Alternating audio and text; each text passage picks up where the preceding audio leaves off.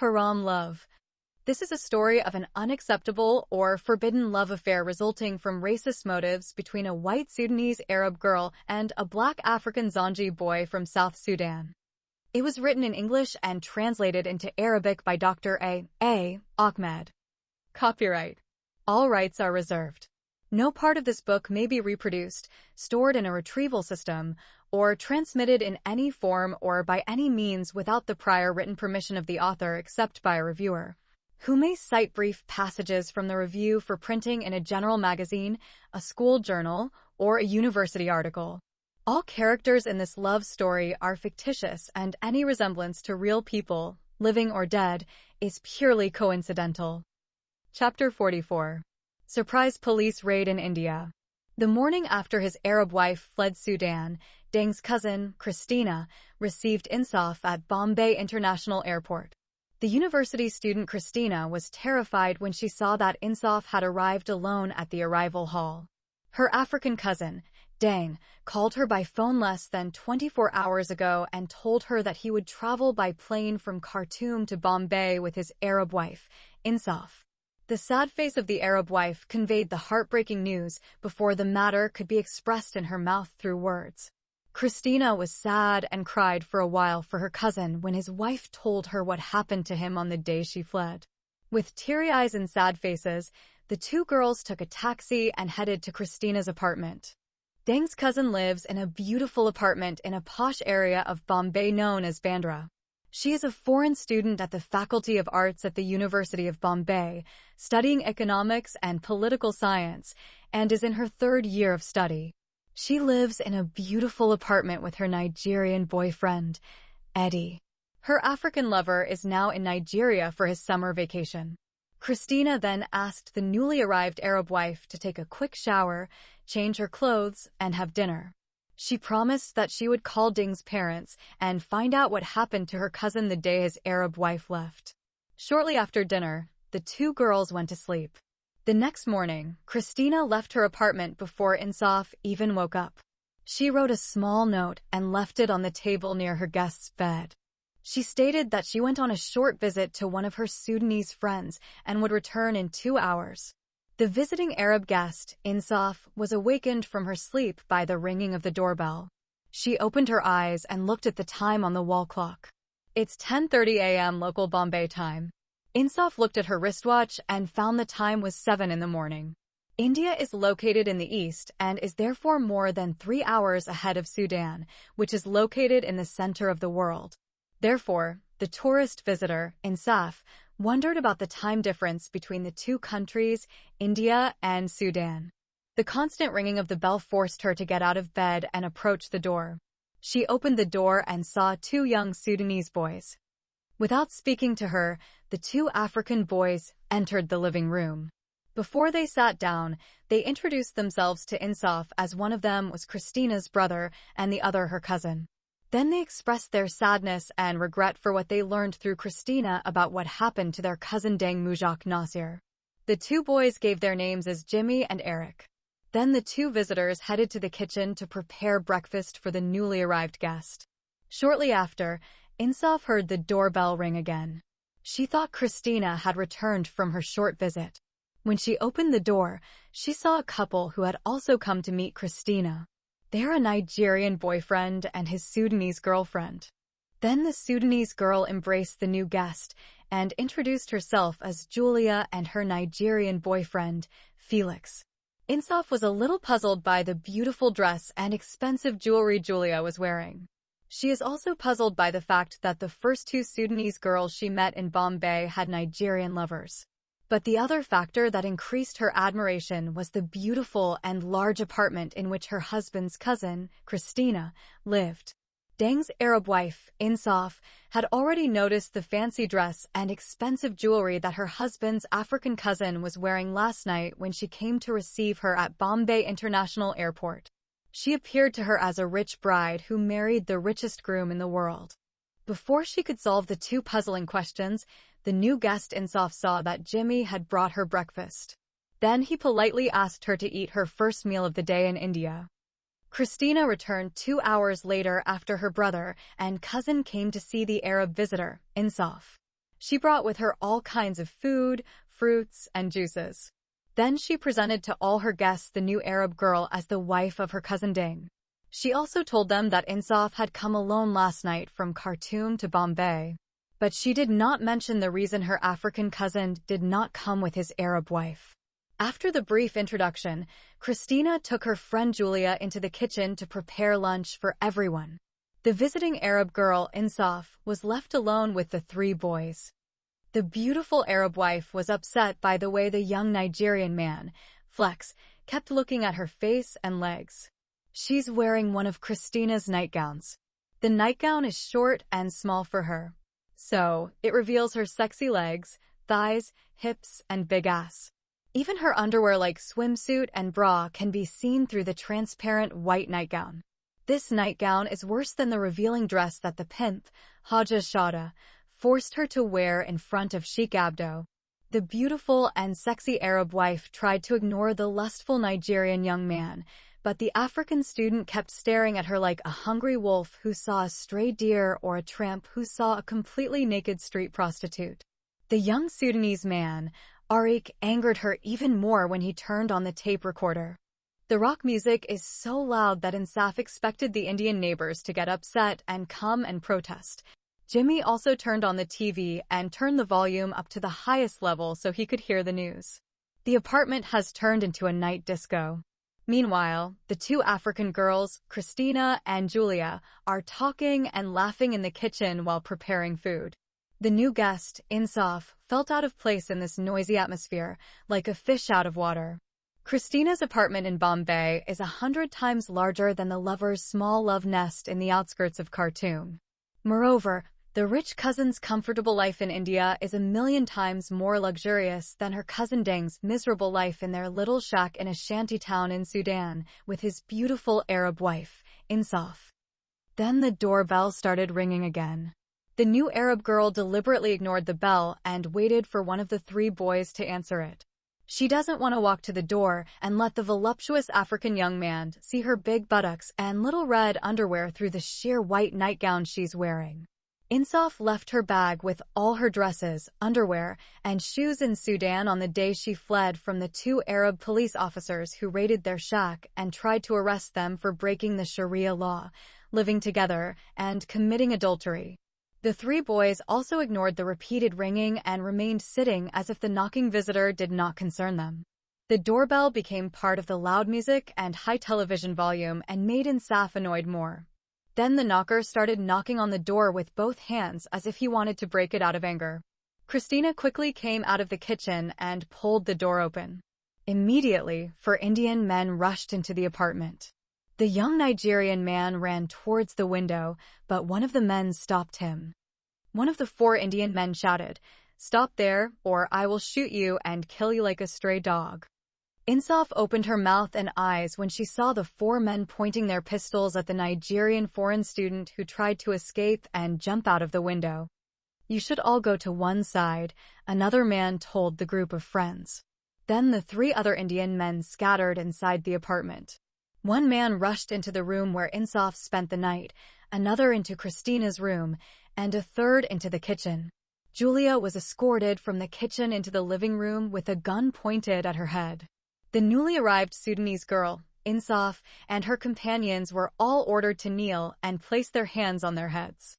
All the foreign students were piled up in one corner. One of the men turned off the music and shut off the TV. Insaf did not doubt that the 4 Indian men became annoyed by the loud music that sounded like a nightclub's dancing and drunk people's tavern, but what surprised her was the way they expressed their anger. The Indian man who went to search her room came out. The other man who entered Christina's room shouted from inside to one of his friends, "It's all here, sir." One of the men responded to his words and rushed into the room. The foreign guest, Insaf, mistook the 4 Indian men for thieves. They came for an armed robbery in broad daylight. "Don't talk, don't move," one of the armed Indian men shouted at the Nigerian student and his Sudanese girlfriend. The other 2 men left Christina's room. One of them holds a yellow package in his hands. He put the package on the table and said to the man guarding Insaf and the others, 25 kilograms, sir." Some of them have already been packaged in small capsules. This short sentence confirmed the guess of Insaf that the four-armed Indian men were swindlers and thieves. They reminded her of the childish game that the boys of her neighborhood, High Almaden, used to play on the full moon night as thieves and soldiers. She thought that this game was also played by Indians, but the teams here used real assault rifles in broad daylight. Insaf concluded that these thieves Indians found some gold inside the room of the rich foreign girl, Christina. She expressed her hope that these criminals would not shoot any of them, but would run away with what they had looted and disappear with the spoils. Then the terrified new chef, Insaf, heard the doorbell ring again. One of the Indian men pointed his gun at the Sudanese student, Arik, indicating that he should open the door. Eric got to his feet, then went to the door and opened it. A Sudanese girl asked him in Arabic, "Is my beloved Christina there?"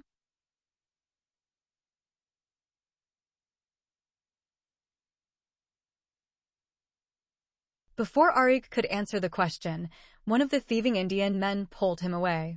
Then he pointed his gun at the new visitor and ordered her to enter.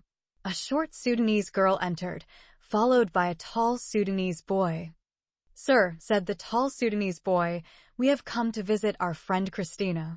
"Go and kneel there and put your hands on your head," the man said. "But, sir, we haven't done anything to get arrested for," said the short Sudanese girl who had just come. "We found 25 kilograms of drugs inside the bedroom of the foreign student, Christina." "In those textbooks, do you learn how to package illegal substances like these drugs into small capsules and smuggle them out of the country? Then you swallow them before you travel to another country and excrete them when you get there."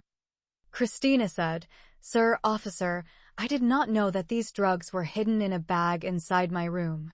It was my Nigerian friend traveling abroad who brought them here and hid them without my knowledge." "Say those ridiculous things to an idiot like you. We've been following you since you left your apartment this morning. We saw the old hunchbacked Afghan man when he handed you the package with the drugs at the Bandra steps. We already arrested him with his teenage Indian girl mistress." The foreign tourist visitor could not honestly believe her eyes or ears that what she was experiencing, seeing, and hearing was real. She shook her head repeatedly to assure herself that she was not dreaming, hallucinating, or imagining these people and their voices. Her eyes constantly looked at the 4 Indian police officers without blinking for a second. Those who were considered soldiers and thieves became real policemen, and the foreign students became the thieves. She expects that one of the boys or girls will make a wrong move and that the police will shoot them at any moment. The first bullet had already been fired at her husband in Khartoum, shattering their dream of escape to pieces. Now it is her turn as a wife to receive the second bullet in her heart in Bombay, and their forbidden love story ends forever. The thoughts of Insaf were disturbed by an Indian policeman when he began questioning the Nigerian student. "What is your name?" asked one of the narcotics police officers.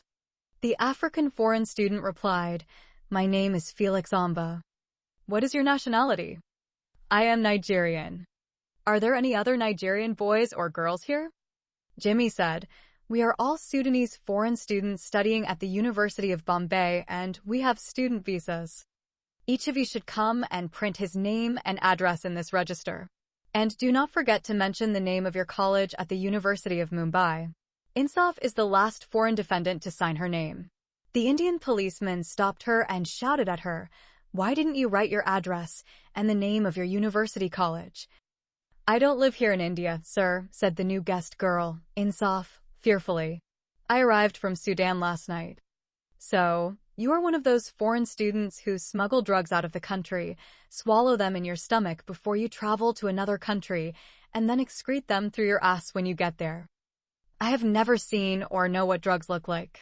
As a tourist to India, I am not a university student, just a visitor." "Visitor to whom?" "I came to visit the Sudanese student Christina. She is my husband Deng's cousin." "Where is your husband now?" "My husband was unable to come with me due to emergency circumstances that occurred on the day we were supposed to travel together from Sudan to India." "What is your nationality?"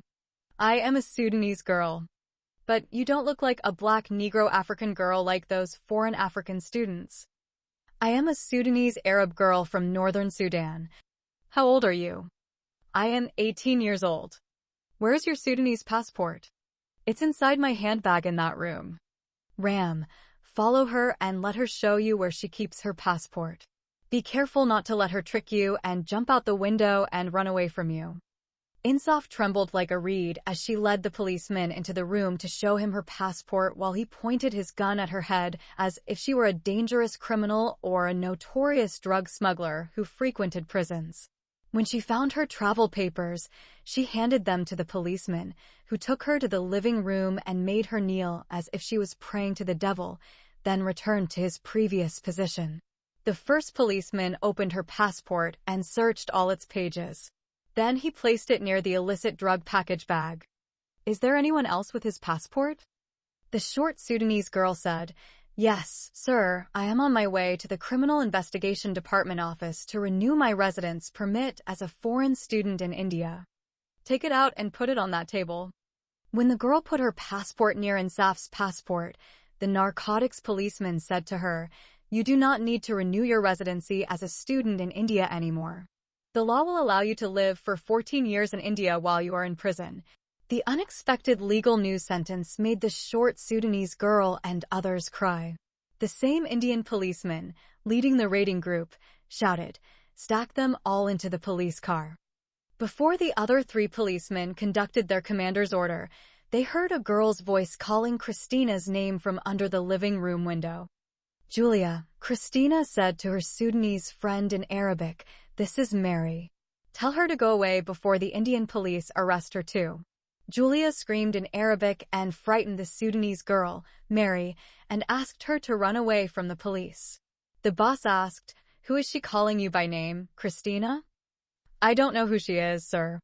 I can't recognize her by her voice. Rao, the boss said, Call that black African Negro girl and ask her to come in. Tell her Christina is taking a shower. Rao stuck his head out the window, but he couldn't see any black African girl on the street.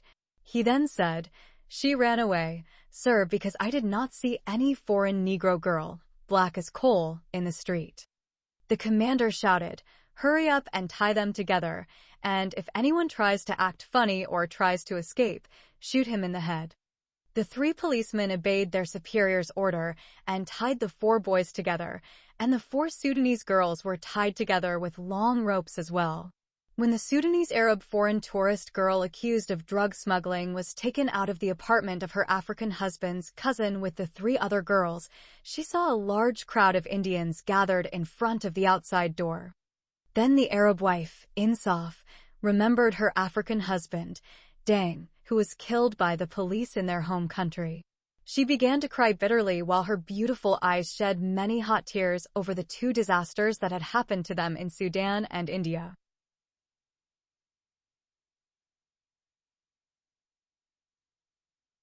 Chapter 45. Sudanese students' reactions to the arrest of the Arab girl.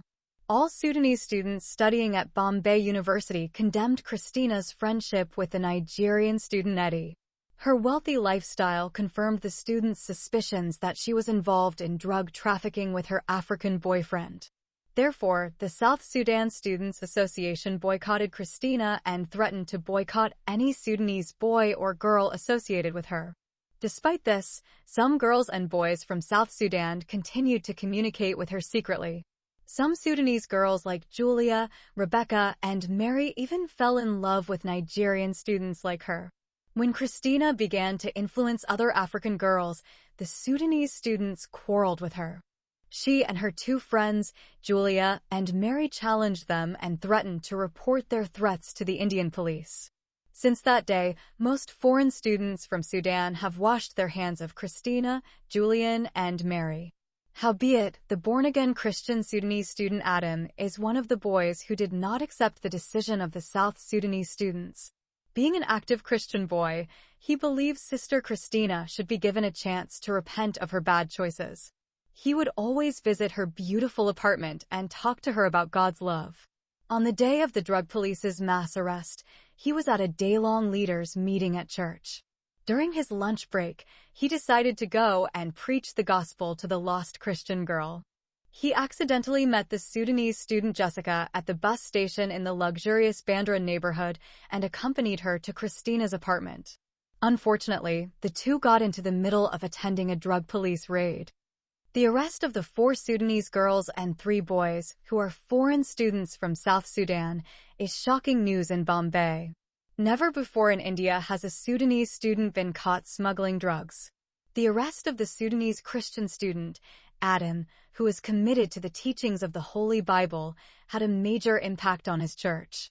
Indian church leaders, men and women, immediately met and discussed the possibility of hiring a lawyer for him. They collectively agree that the African foreign student Adam is innocent and that his life and commitment prove it. Although the Indian leaders sympathized with their African brother in Christ, Adam, they concluded that church funds had been sanctified by the prayers of saints and, therefore, could not be used in such a felony charge. However, a wealthy Indian woman in the church approached a legal representative with her own money to defend an innocent African brother who had been arrested on drug charges because he was in the wrong place at the wrong time. On the same night of the arrest, a group of Nigerian students appointed the best 2 lawyers in Bombay to defend the cases of the accused, the Nigerian student Felix and the 2 Sudanese students, Christina and Julia. Jessica's sister, Jimmy's sister, and Eric also went to a lawyer and asked him to defend their detained relatives. Among the 8 suspects, the Arab wife who came to India as a tourist, Insaf Sullah al-Junaid, is the only one who does not have anyone in the city of Bombay to appoint a lawyer to defend her in the criminal court. All the remaining 7 accused are Christians, Africans, and foreign students at the University of Bombay. It is Insaf who is the only Arab and Muslim girl and is not a student. Her involvement in the drug case creates a mystery for all Sudanese students, whether they are Southern or Northern. When news of the mass arrest reached the ears of 1,500 North Sudanese Muslim students at Bombay University, everyone believed that the suspects who had been arrested were infidel Christian students from South Sudan. Therefore, all the Muslim students from Northern Sudan, who represent the majority, said that the matter did not concern them. There are 400 foreign students from South Sudan at the University of Bombay. They are all Christians, while the other 1,500 Sudanese are Muslim students hailing from Northern Sudan.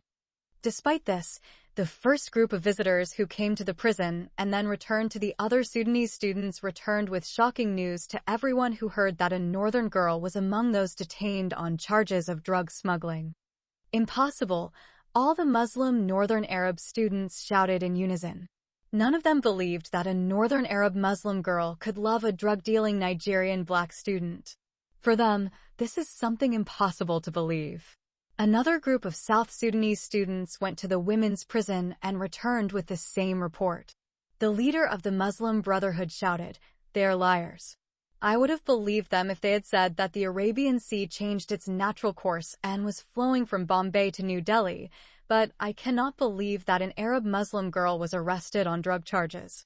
It is impossible for me to believe that an Arab girl from the Ummah or community of the Prophet Muhammad is accused of drug smuggling and has a Nigerian Negro slave boyfriend.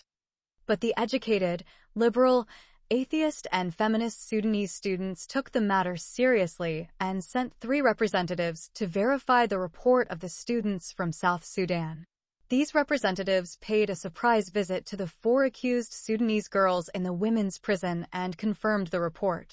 However, the Muslim Brotherhood group and its women's branch, known as the Nasiba Sisters, sent 3 groups of devout Sudanese Muslim girls to verify this hard-to-believe claim.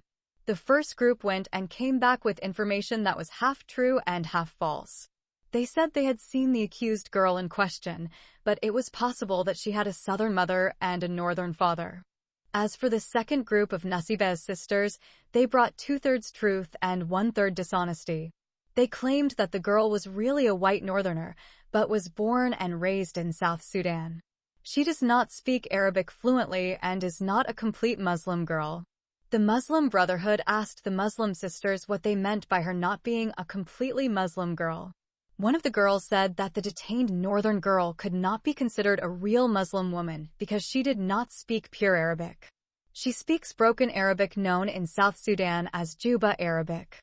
Such a point was refuted by the leader of the Muslim Brotherhood because many Muslims in the world do not speak Arabic.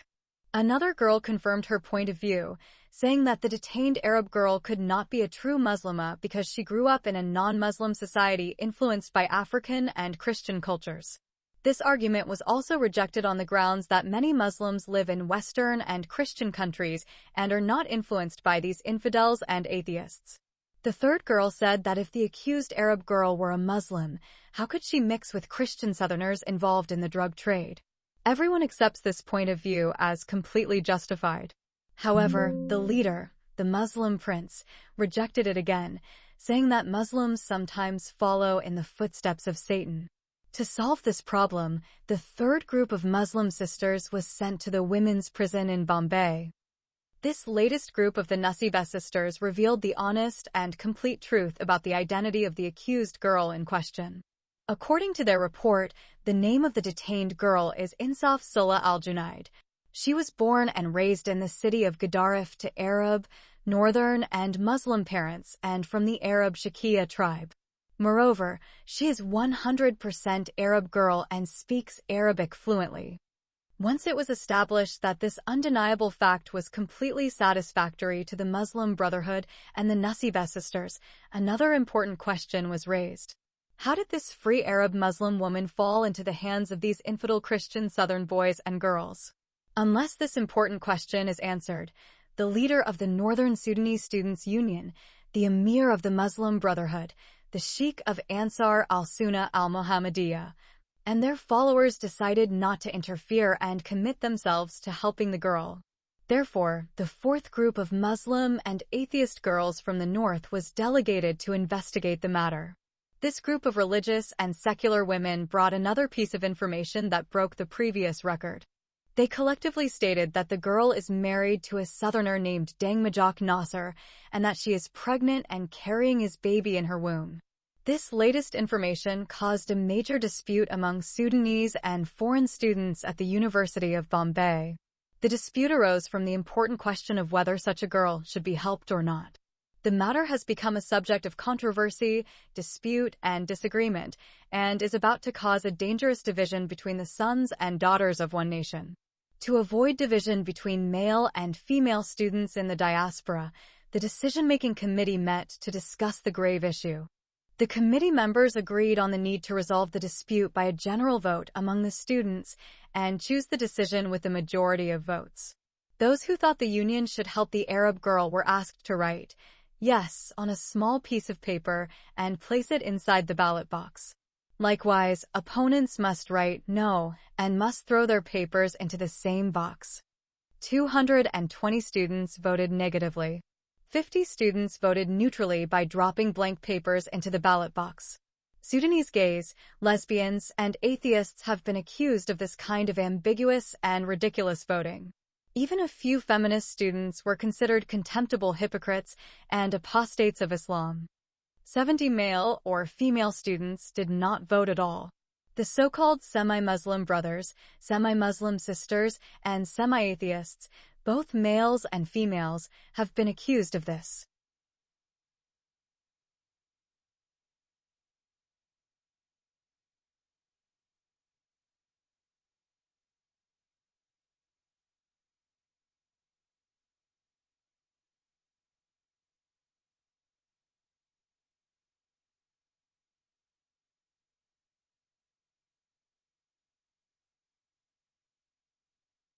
"510 students voted favorably. Accordingly, the Northern Sudanese students at Bombay University decided to appoint a lawyer to defend the accused, the Northern Sudanese Arab Muslim, Insaf Sulla al-Junaid. Despite this positive result of the vote, the Muslim brothers and sisters who voted negatively were able to excavate Insaf's social background and criminal record when she was in Sudan and publicly revealed her bad past when she lived in the cities of Gedaref, Port Sudan, and Khartoum. They wrote her criminal history in an extensive article and attached it to their weekly newspaper called Jihad for the Sake of God. As a result, it was revealed that the detained Arab and Muslim girl, Insaf, was involved in 4 murders, 2 robberies, and prostitution as a high-ranking prostitute, and the matter became public knowledge. Moreover, her disobedience to her Arab father, her running away from home, her murder of her first old Muslim husband, the late Hajj Taha, and her marriage to a black-faced African Southern Negro slave were considered serious crimes. Some of them considered it more severe than high treason, repelling the homeland. As a result, the leader of the Muslim Brotherhood announced his withdrawal, managing to drag a few small religious groups with him. However, he did not succeed in winning the support of the fanatical group Ansar al-Sunnah Mohammadiyah, the second largest religious group. The main reason for his failure is the gross hatred between the two Muslim groups. There are political and demographic factors behind the hostility between the two grand religious leaders. The president or sheikh of Ansar al-Sunnah is a citizen of Gadaref and may lose his position if he refuses to help a girl from his city. In addition, 70% of his followers come from the same city where Insaf was born and raised. In addition, there is an old enmity between the two leaders. The atheistic communist and secular democratic parties, small but powerful minorities, began to incite hostility to create a split between the two most powerful religious and political groups in the city of Bombay. The hostility between these two terrorist groups began a year ago when Ansar al-Sunnah al-Mohammadiyah accused the Grand Emir, or leader of the Muslim Brotherhood, and the Nasibah sisters of committing moral sin and linguistic abuse. Linguistically, the Sunni Mohammadiyah group accused him of not speaking the Arabic language fluently. The group was able to trace his family's roots to an African tribe living in western Sudan called the Masalit. This tribe speaks an African language in addition to Arabic. It was called Masalit because its origin is from Dar Muslat in Chad. So, in their view, the emir of the Muslim Brotherhood is accused of having an uncircumcised tongue. Despite this linguistic flaw, the emir of the Islamic group found a subtle way to hide this linguistic flaw by speaking classical Arabic instead of the Sudanese dialect. The moral accusation does not relate to the leader of the Muslim Brotherhood, but rather to his assistant, a student named Usman Maulana. This Maulana was caught red-handed in an obscene act in a brothel by a group of communist students. The notorious brothel red light area is called Fairs Road. The communists recorded the time, home address, and name of the Indian prostitute with whom deputy of the emir of the Muslim Brotherhood Osman Maulana had committed adultery. When the communist newspaper announced the sex scandal, the leader of the Muslim Brotherhood refused to accept it and described the leftists who exposed the fornication of his assistant as red devils. The Muslim brothers and sisters of Nozaba also brought two charges against the leader of Ansar al-Sunnah al-Mohammadiyah. The first is a physical crime and the second is a religious sin. The leader of Ansar al-Sunnah admitted the physical sin he committed unintentionally, but denied the religious sin. Again, the carnal sin has to do with the atheist communist Sudanese students. One day, the leader of the Ansar al-Sunnah al-Mohammadiyah went to the home of communist students to bring them out of the darkness of disbelief and lead them to the light of Islam. But the cunning leader's main motive was to spy on them and expose their immoral behaviors. The atheist communist students received him respectfully at their house and gave him the opportunity to preach his religion to them. They discussed its contents with him, and they accepted his Islamic religious booklets that he gave them and promised to read them. The next day, the communist students were angry when they read a long, offensive article written about them by the leader of Ansar al-Sunnah Mohammadiyah in his group's newspaper called The Drawn Sword of Islam. The offensive article talks about their decadent lifestyle and immoral behaviors.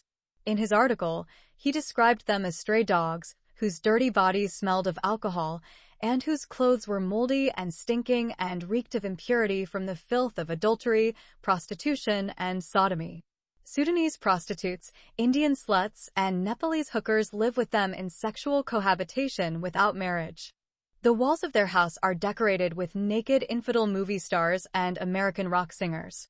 Their songs are vulgar, and their magazines and newspapers are earthly and full of pictures of stripping American singers and pornographic films. Some of them are adulterers with feminists, and some of them are gay people who practice sodomy with each other, like the people of the Prophet Lot. These false accusations angered the communist students, and they decided to take deadly revenge on the perpetrator. In a general meeting, the communist leaders called on each member to produce a destructive plot against their arch-enemy. Some of these atheist students suggested that they attack his moral integrity and discredit him as he had done to them. This idea was rejected because it was unlikely that anyone would believe them after what was written about them in the Saif al-Islam al-Maslal newspaper. Some feminist students who belonged to the same communist group suggested that some tough atheist students should ambush the evil Muslim leader and then physically assault him and beat him like a camel. Such a destructive plan was rejected for two reasons. First, if the Muslim leader suffers permanent physical damage and uses a wheelchair, his followers and other religious groups may regard him as a hero of Islam. Second, if the Imam of the Sunnah al-Muhammadiyah dies during the attack, he will be considered a martyr in the jihad war against atheists. In this case, he would be considered to have gone to paradise to enjoy the 72 virgins. In this way, many other bright ideas were proposed and rejected. Finally, a Sudanese communist atheist student named Khaled produced an ideal plan that would destroy the reputation of the religious leader. According to his plan, the evil leader of Ansar al-Sunnah Muhammadiyah should be invited to have lunch in the same house he visited. He should know that the Sudanese communist students want to have a friendly and intellectual discussion with him about his beliefs. Naturally, the religious leader would accept such an invitation because he has an argumentative mind and a voracious stomach. Then the students of the left must buy pork, cook it, and serve it as a hearty meal to the Sheikh of Ansar al-Sunnah al-Muhammadiyah. The conspiracy was implemented to the fullest extent, and news came out in the Marxist communist newspaper known as Al-Mayadeen that the leader of the Sunni Muhammadiyah ate in their home yesterday non-permissible meat. It is not the meat of a sheep, a cow, or even a dog, but pork. As was said, it is true that a Muslim man and a Muslima woman can commit adultery, rape, steal, kill, or blow up their bodies in jihad for the sake of God, but neither of them can ever eat pork. The communists immediately spread the news that the religious leader of Ansar al-Sunnah al-Nabawi had enjoyed a delicious meal in their home cooked from the pork of an unclean pig, devouring feces in the streets and rotten excrement in garbage containers. When the news reached the ears of the leader of Ansar al-Sunnah, his stomach reacted, and he vomited everything he had swallowed on that day and the days before it. Eating unclean pork is not only forbidden in Islam, but some Muslims, such as Ansar al-Sunnah Muhammadiyah, believe that anyone who eats such forbidden food or is bitten by a dog cannot see the Prophet Muhammad in heaven. Some fanatical members suggested that their spiritual leader undergo gastric bypass surgery to remove all the forbidden meat he swallowed in his big stomach in the home of immoral infidel atheists. There is disagreement among those with these extremist views about what the surgeon should remove from their leader's belly. Some of them said the intestines, some said the tongue, and some said the entire stomach because it became impure by the meat of the pig. When the leader of Ansar al-Sunnah al-Muhammadiyah al-Nabawiyah refused to perform such a dangerous surgery, the group split. Therefore, the Muslim Brotherhood always uses this existential and immoral sin to insult their opponents. The religious sin revolves around a secret sexual relationship between a Muslim leader and an Indian Muslima damsel. Some communists arrested the leader of Ansar al-Sunnah Muhammadiyah while he was sitting on the university campus under a tree with a beautiful and sexy Indian Muslim girl, but she was veiled and not wearing makeup. The Indian girl was wearing an abaya and hijab when she was caught in an illegal seclusion with the leader of Ansar al-Sunnah. The atheist leftists used their mobile phones and took pictures of this forbidden and shameful act. When the Marxists questioned the Muslim leader who was caught red-handed with the beautiful Indian girl about this issue, he denied any immoral ill will on his part towards the sweet Muslim girl. He said that he and the beautiful Indian girl were discussing religious issues related to their Islamic faith. The students took the matter further and demanded an explanation for holding the discussion under a tree in a secluded place. The leader said that the girl did not want people to see her talking to a foreign man to whom she was not related by blood or marriage. Whatever the reason, the Ansar al-Sunnah leader is collectively accused by other Muslims of having a secret love affair with a young Indian woman. Everyone knows that he is a married man and a polygamist. He has 2 Sudanese wives in the city of Gadaref and a Muslim wife with him in the city of Bombay. He has many sons, daughters, and grandchildren. His youngest daughter, Fatima Al-Zahra, is older than the beautiful Indian Muslim girl Shabana, with whom he is having an obscene relationship. He was unable to marry his new foreign Indian Muslim girlfriend because Islam does not allow him to marry more than 4 wives at the same time. Returning to our main topic, which is the matter of the detained Arab girl Insaf, accused of drug smuggling, the 2 Muslim leaders did not surrender to the political campaigns of the Sudanese Communist, Feminist, and Democratic parties. They exercised their veto rights and pressured the executive committee of the student union to withdraw its support for the accused Muslim girl. The union's decision-making members agreed to a compromise and called a general meeting. In the new meeting, the issue of the accused Muslim girl Insaf was discussed again, and all members agreed to hold a second vote. This time, the number of her supporters fell to less than 2 votes. As a result, the Muslim students of northern Sudan were forced to withdraw their support for the Arab girl married to an African man. Therefore, Insaf is the only accused who does not have a lawyer to defend her case in the Bombay Criminal Court.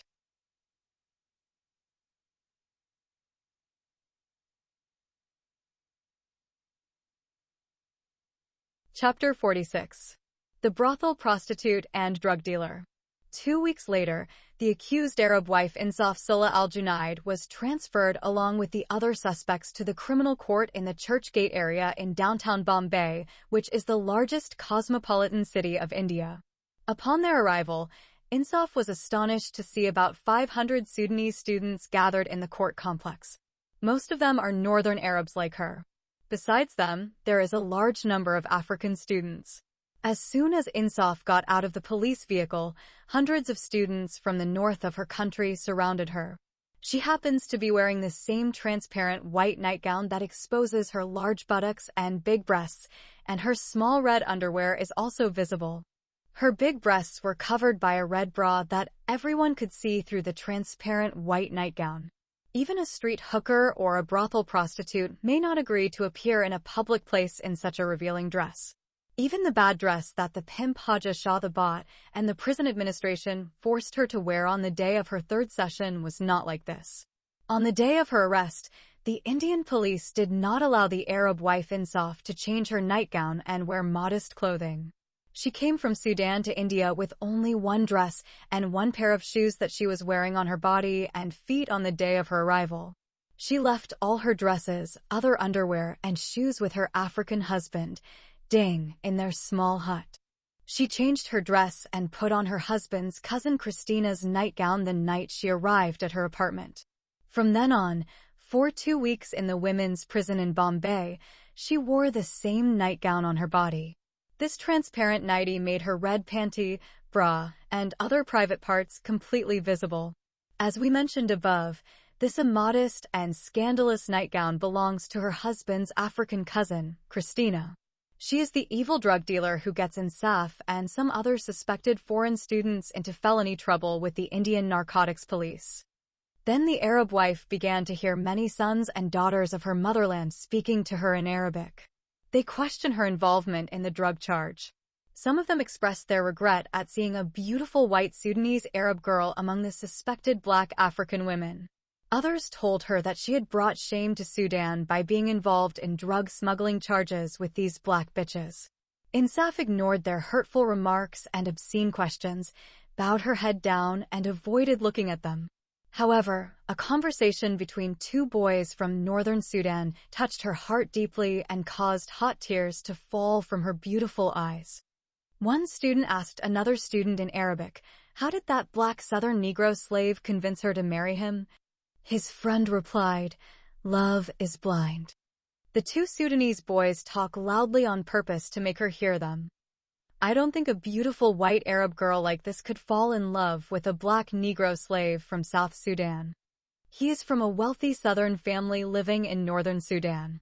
So, his African parents weighed her white body in gold and bought her with huge sums of money from her poor Arab family. I cannot believe that a pure Arab girl like her would allow a southern Negro boy to sleep in the same bed with her. I think she is a dirty whore and a notorious drug dealer. Before the impudent Sudanese boy could finish his vulgar words, Insaf turned her face towards him and spat on his face. The Arab boy felt humiliated in front of his northern Sudanese companions. To free himself from embarrassment and humiliation, he criticized Insaf with many vulgar words. "You're a dirty whore and a worthless drug dealer. You are a fucking daughter of a dog and a bitch. I will fuck your dirty big pussy with my big cock and fuck your mother's filthy ass." To attack Insaf, while he was insulting her with these obscene words, the angry boy began to make his way towards her. Some of his friends caught him, stopping him with difficulty as his vile mouth foamed and sparks flew from his red eyes. At the same time, the detained Arab wife and the other suspects were transferred inside the criminal courtroom. The accused foreigners did not spend more than 20 minutes inside the Indian courtroom. The court clerk counted them, signed their names, and gave them another date for a second hearing. The judge then ordered the police to return them to prison. On that day, an incident occurred outside the courtroom, which damaged Insaf's reputation and moral integrity. Immediately after she left the court, she was approached by the same angry North Sudanese Arab student who had hurt her feelings. He stood in front of her and shouted in English, "Brothel whore and drug dealer. I swear by God Almighty and His holy book that this Sudanese Arab girl is a prostitute from the city of Gadaref. I can swear by placing my right hand on the Holy Quran that I had sex with her several times in brothels and bars in the airport red light area. I got her big pussy and ass hole fucked." The black Southern Negro slave who had sex with her and impregnated her with an illegitimate child had taken her from those brothels in my city. She became pregnant with an illegitimate child, and when her Arab father wanted to kill her, she ran away from home and became a prostitute in the streets of Khartoum. She also later became a prostitute in brothels in the capital city, a local liquor seller, and a drug dealer. She was a famous high-ranking prostitute, and as a result of a financial dispute with a Sudanese pimp known as Haja Shava, she killed her. Hundreds of wealthy Sudanese and Arabs from Saudi Arabia and the Gulf countries had sex with her and fucked her in the pussy and ass. She has a big pussy that can be fucked with a stick or a man's leg. Therefore, her dirty pussy has a nauseating smell. Her hairy pussy also looks like a dead, decomposing rat. If she were not a recognized prostitute, she would not have appeared in a foreign country like India in this transparent dress that exposed her private parts. So, every man can see her little red swimsuit-like underwear and her bra that barely covers her big tits. Her big asshole, her red ass, and her black pussy hair are all clearly visible, as if she were in a porn movie filming. The other North Sudanese students received the student's obscene words about Insaf with applause and cheers. They believed every word he said about her because he happened to be born in the same city as the birthplace of Insaf al-Gadaref city. The detained Sudanese Arab girl, Insaf, had never felt such humiliation and harm throughout her life as at that time. The words of that North Sudanese student caused a deep wound inside her, as if a poisoned dagger had been stuck in her heart. She was unable to cry, talk, or walk. All she can do is stand still in her place like a statue or a lifeless body that has been deprived of its soul. Slowly she gathered her shattered self-esteem and bent down, kneeling in a prayer of repentance and forgiveness. Everyone thought she would kneel on the ground and ask God for forgiveness for her crimes in prostitution and drug dealing. Then her right hand reached her high heel and held it. In a quick movement that was not expected by those looking at her, she stood up and threw her shoe in the face of the bad Sudanese student. The high heel flew straight like a spear and hit his left eye, stabbing it like a dagger. The evil Sudanese Arab boy felt as if a poisonous dagger had been stuck in his eye. Blood flowed from his eye like a torrent of red water. He grabbed his face with both hands and started screaming in unbearable pain. His friends gathered around him and tried to help him. Some of them ran towards the perpetrator, Insaf, and tried to assault her. The Indian female guards met them with their batons and pushed them back. One of the Sudanese boys somehow managed to reach Insaf and pushed her. She fell upside down until her feet were apart from each other. She inadvertently exposed her thighs, hips, and little red underwear. Immediately, an Indian guard helped the fallen accused get back on her feet.